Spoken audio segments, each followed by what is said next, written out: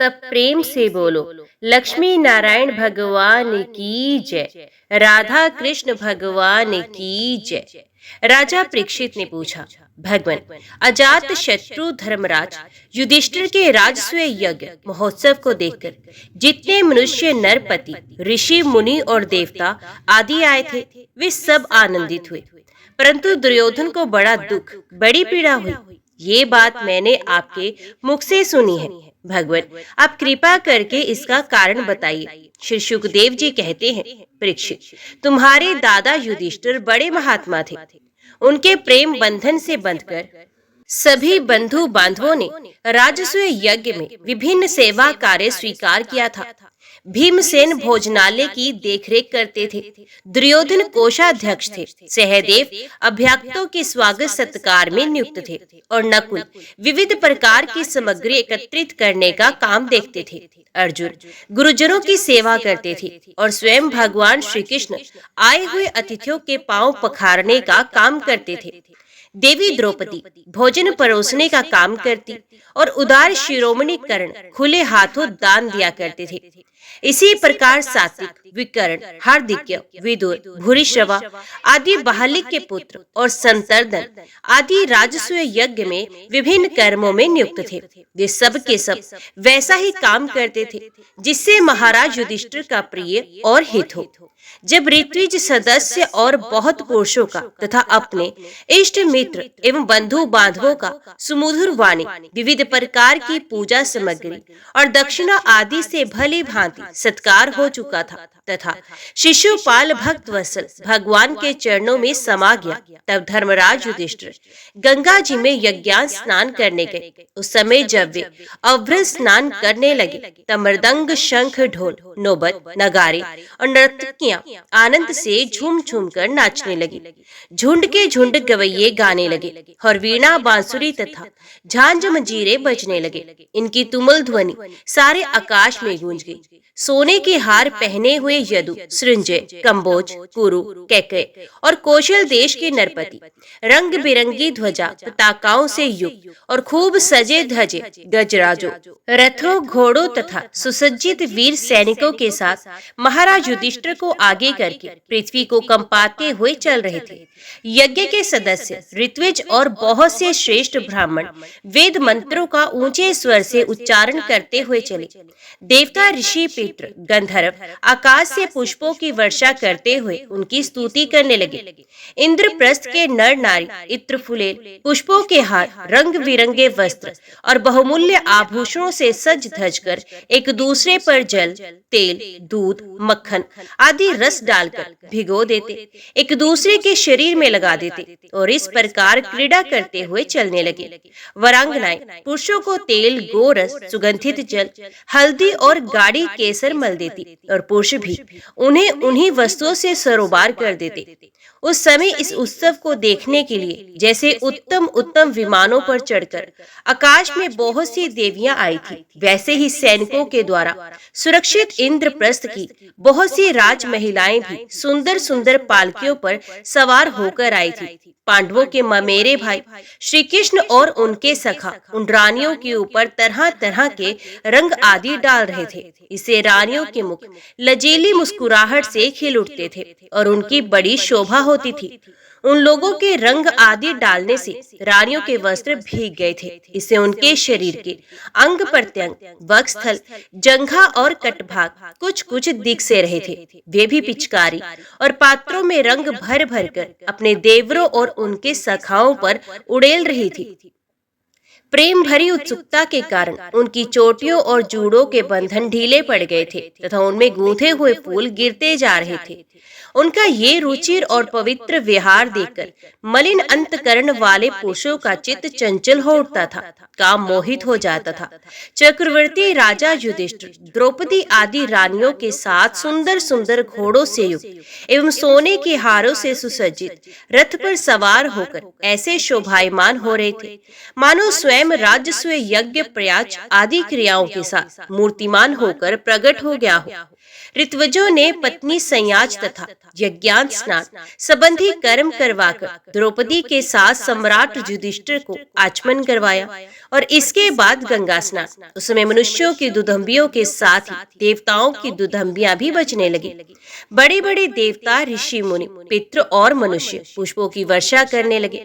महाराज युधिष्ठिर के स्नान कर लेने के बाद सभी वर्णों एवं आश्रमों के लोगों ने गंगा जी में स्नान किया, क्योंकि इस स्नान से बड़े बड़े महापापी भी अपनी पाप राशि से तत्काल मुक्त हो जाता है।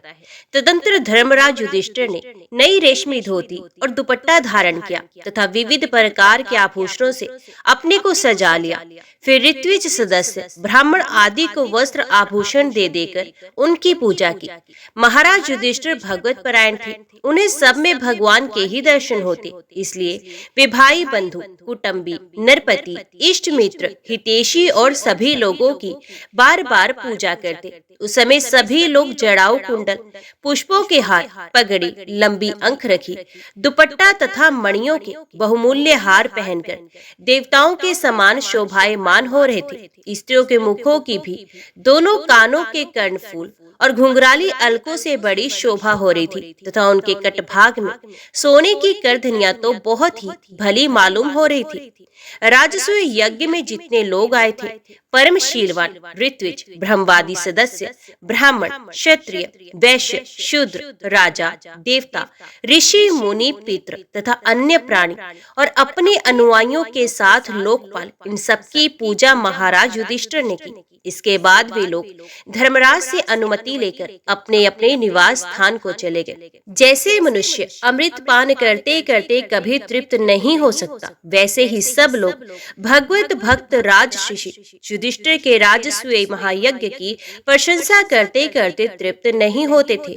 इसके बाद धर्मराज युधिष्ठिर ने बड़े प्रेम से अपने हितैषी, सुहृद संबंधियों, भाई बंधुओं और भगवान श्री कृष्ण को भी रोक लिया, क्योंकि उन्हें उसके विषयों की कल्पना से ही बड़ा दुख होता था।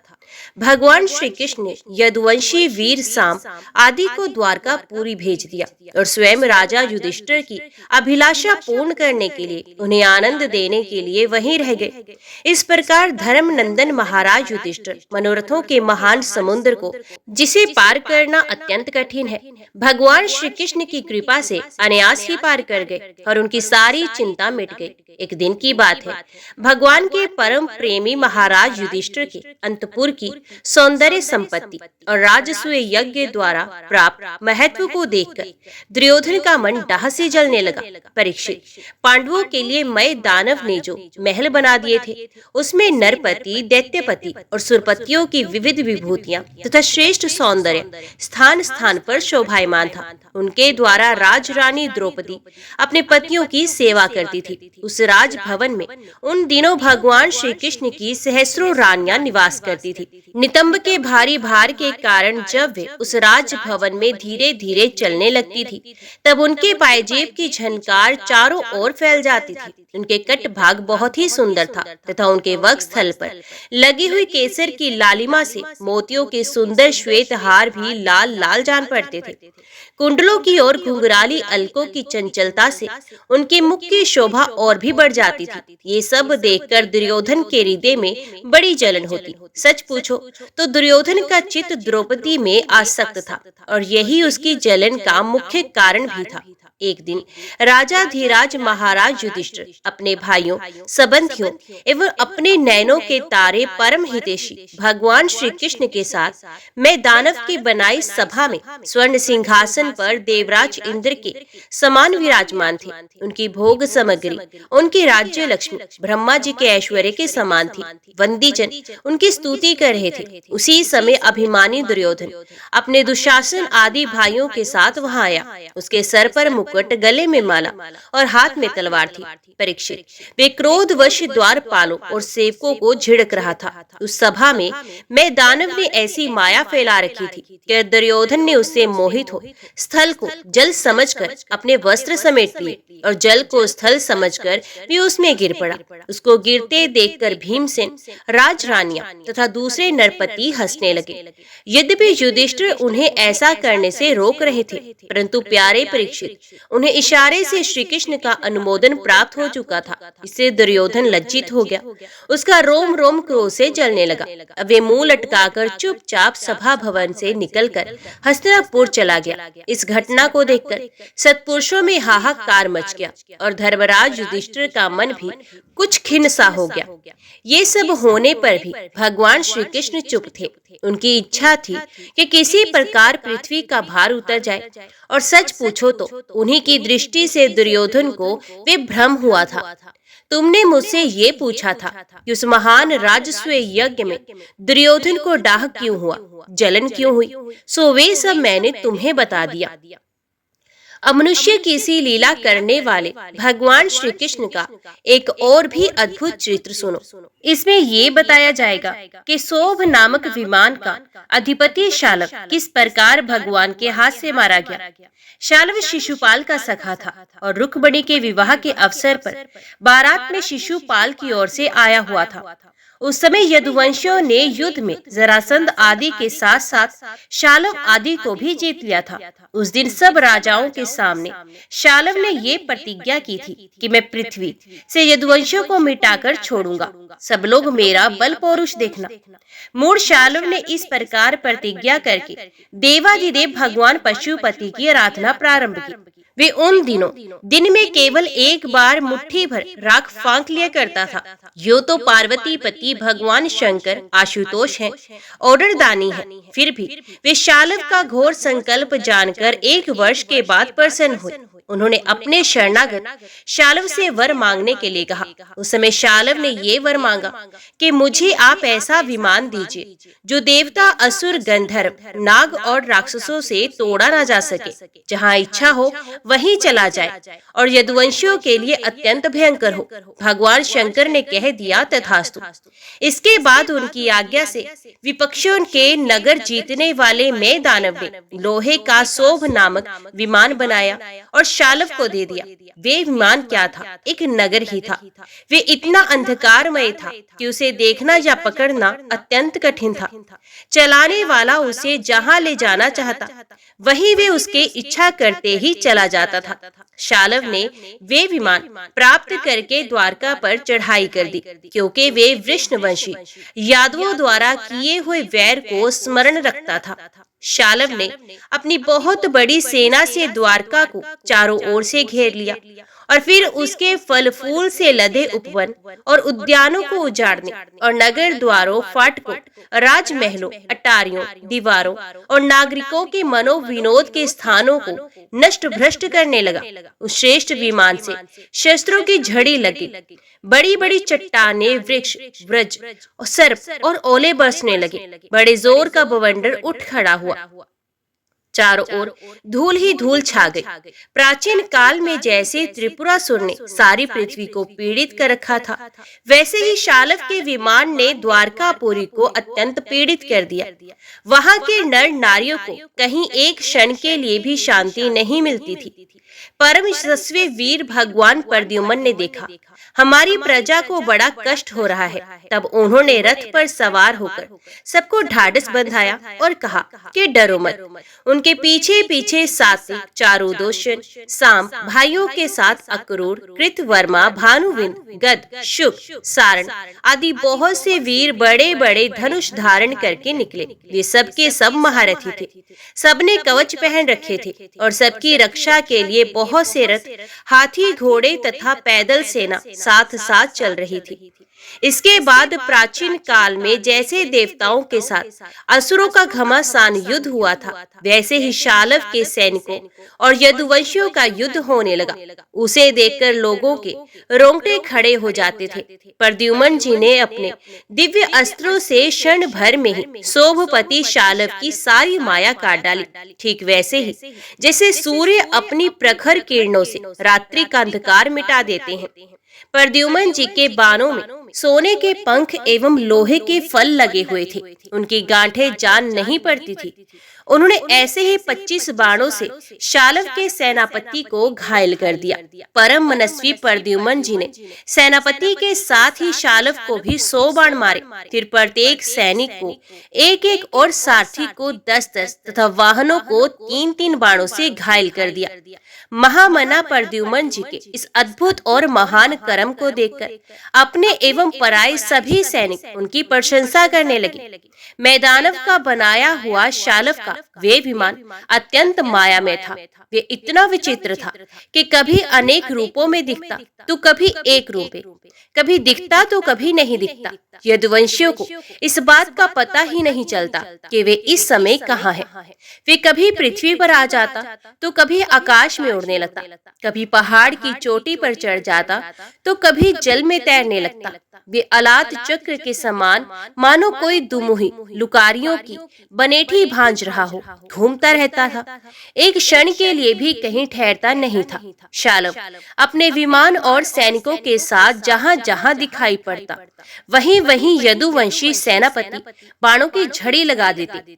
उनके बाण सूर्य और अग्नि के समान जलते हुए तथा विषैले सांप की तरह असहनीय होते थे। उनसे शालव का नगराकार विमान और सेना अत्यंत पीड़ित हो गई। यहाँ तक कि यदुवंशियों के बाणों से शालव स्वयं मूर्छित हो गया। शालव के सेनापतियों ने भी यदुवंशियों पर खूब शस्त्रों की वर्षा कर रखी थी। इससे वे अत्यंत पीड़ित थे, परंतु उन्होंने अपना अपना मोर्चा छोड़ा नहीं। वे सोचते थे कि मरेंगे तो परलोक बनेगा और जीतेंगे तो विजय की प्राप्ति होगी। शालव के मंत्री का नाम था द्युम्न, जिसे पहले प्रद्युम्न जी ने 25 बाण मारे थे। वे बहुत बली था। उसने झपट कर प्रद्युम्न जी पर अपनी फौलादी गदा से बड़े जोर से प्रहार किया और मार लिया कहकर गर्जने लगा। गदा की चोट से शत्रु दमन प्रद्युम्न जी का वक्षस्थल फट सा गया।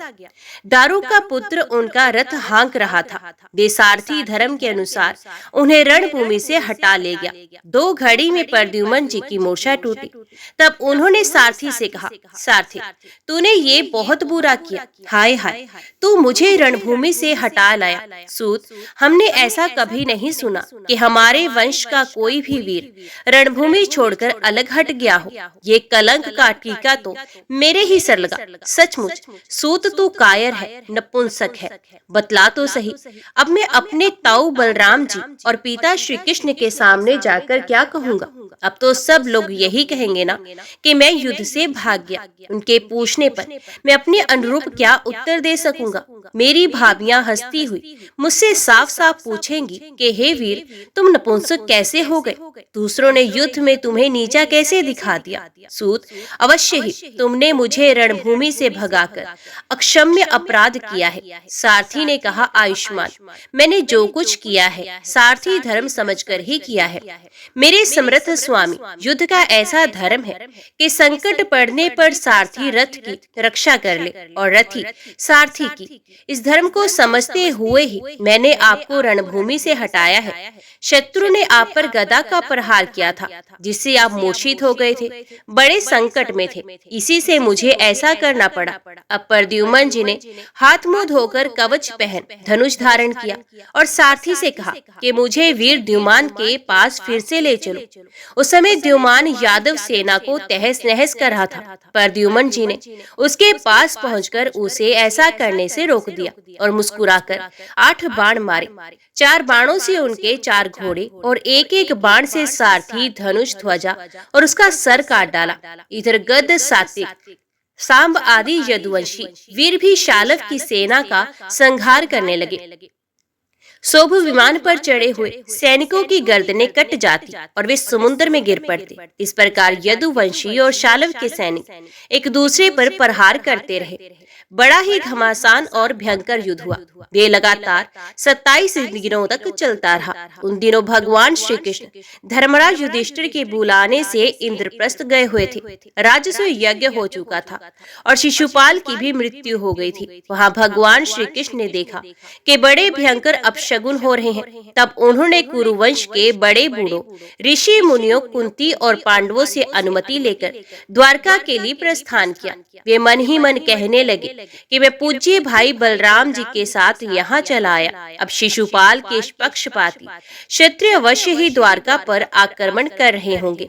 भगवान श्री कृष्ण ने द्वारका पहुंचकर देखा कि सचमुच यादवों पर बड़ी विपत्ति आई है। तब उन्होंने बलराम जी को नगर की रक्षा के लिए नियुक्त कर दिया और शोभपति शालव को देखकर अपने सारथी दारुक से कहा, दारुक, तुम शीघ्र से शीघ्र मेरा रथ शालव के पास ले चलो। देखो ये शालव बड़ा मायावी है, तो भी तुम तनिक भी भय मत करना। भगवान की ऐसी आज्ञा पाकर दारुक रथ पर चढ़ गया और उसे शालव की ओर ले चला। भगवान के रथ की ध्वजा गरुड़ चिन्हों से चिन्हित थी। उसे देखकर यदुवंशियों तथा शालव की सेना के लोगों ने युद्ध भूमि में प्रवेश करते ही भगवान को पहचान लिया। तब तक शालव की सारी सेना प्राय नष्ट हो चुकी थी। भगवान श्री कृष्ण को देखते ही उसने उनके सारथी पर एक बहुत बड़ी शक्ति चलाई। वे शक्ति बड़ा भयंकर शब्द करती हुई आकाश में बड़े वेग से चल रही थी और बहुत बड़े लूक के समान जान पड़ती थी।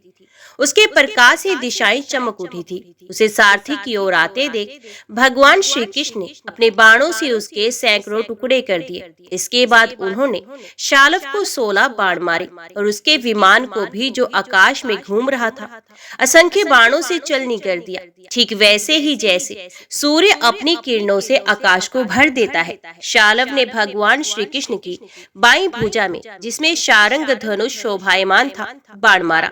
इससे शारंग धनुष भगवान के हाथ से छूटकर गिर पड़ा। वे एक अद्भुत घटना घट गई। जो लोग आकाश या पृथ्वी से ये युद्ध देख रहे थे, वे बड़े जोर से हाय हाय पुकार उठे। अब शालव ने गरज कर भगवान श्री कृष्ण से यूं कहा, मूढ़, तूने हम लोगों के देखते देखते हमारे भाई और सखा शिशुपाल की पत्नी को हर लिया तथा भरी सभा में, जबकि हमारा मित्र शिशुपाल असावधान था, तूने उसे भी मार डाला। मैं जानता हूँ कि तू अपने को अजय मानता है। यदि मेरे सामने ठहर गया तो मैं आज तुझे अपने तीखे बाणों से वहां पहुंचा दूंगा जहां से फिर कोई लौटकर नहीं आता। भगवान श्री कृष्ण ने कहा, रे मन, तू वृथा ही बहक रहा है। तुझे पता नहीं कि तेरे सर पर मौत सवार है। शूरवीर व्यर्थ की बकवाद नहीं करते, वे अपनी वीरता ही दिखाया करते हैं। इस प्रकार कहकर भगवान श्री कृष्ण ने क्रोधित हो अपनी अत्यंत वेगवती और भयंकर गदा से शालव की हंसली पर प्रहार किया। इससे वे खून उगलता हुआ कांपने लगा। इधर जब गदा भगवान के पास लौट आई, तब शालव अंतर्ध्यान हो गया। इसके बाद 2 घड़ी बीतते बीतते एक मनुष्य ने भगवान के पास पहुंचकर उनको सर झुकाकर प्रणाम किया और रोता हुआ बोला, मुझे आपकी माता देवकी जी ने भेजा है। उन्होंने कहा है कि अपने पिता के प्रति अत्यंत प्रेम रखने वाले महाबाहु श्री कृष्ण शालव तुम्हारे पिता को उसी प्रकार बांध कर ले गया है जैसे कोई कसाई पशु को बांध कर ले जाते हैं। ये अप्रिय समाचार सुनकर भगवान श्री कृष्ण मनुष्य से बन गए। उनके मुंह पर कुछ उदासी छा गई। वे साधारण पुरुष के समान अत्यंत करुणा और स्नेह से कहने लगे, आहो, मेरे भाई बलराम जी को तो देवता अथवा असुर कोई नहीं जीत सकता। वे सदा सर्वदा सावधान रहते हैं। शालव का बल पौरुष तो अत्यंत अरब है, फिर भी इसने उन्हें कैसे जीत लिया और कैसे मेरे पिताजी को बांध कर ले गया। सचमुच प्रारब्ध बहुत बलवान है।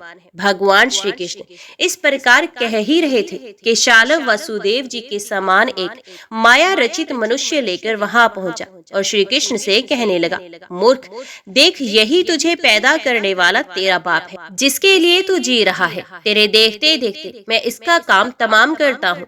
कल कुछ बल पौरुष हो तो इसे बचा ले। मायावी शालव ने इस प्रकार भगवान को फटकार कर माया रचित वसुदेव का सिर तलवार से काट दिया और उसे लेकर अपने आकाशस्थ विमान पर जा बैठा। भगवान श्री कृष्ण स्वयं सिद्ध ज्ञान स्वरूप और महानुभाव है। ये घटना देखकर 2 घड़ी के लिए अपने स्वजन वसुदेव जी के प्रति अत्यंत प्रेम होने के कारण साधारण पुरुषों के समान शोक में डूब गए। परंतु फिर वे जान गए कि ये तो शालव की फैलाई हुई असुरी माया है, जो उसे मैं दानव ने बताई थी।